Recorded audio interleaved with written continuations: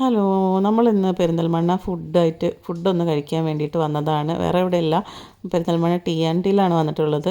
നമ്മൾ പിള്ളേരൊത്ത് ഇങ്ങനെ എന്തായാലും ഒന്ന് നൈറ്റ് ഇറങ്ങാം, ഒരു വെക്കേഷനൊക്കെ ഒന്ന് വിരുന്ന് വന്നാൽ, അപ്പോൾ നമ്മളൊന്ന് പുറത്തിറങ്ങാമെന്ന് വിചാരിച്ചിട്ട് വന്നതായിരുന്നു.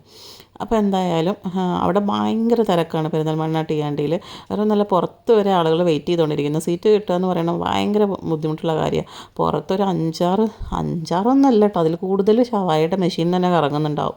ഇത്രയും ആളുകൾ അവിടെ തിന്നണോണ്ടല്ലേ അത്രയും ഇത്. പിന്നെ പൊതുവേ ഞാൻ പറയാമല്ലോ, എനിക്ക് കോഴിക്കോട് നിന്നത്തെ ടി&ടിയിലെ ഷവായയാണ് കുറച്ചും കൂടെ എനിക്ക് മസാലയൊക്കെ ഇഷ്ടമായത്.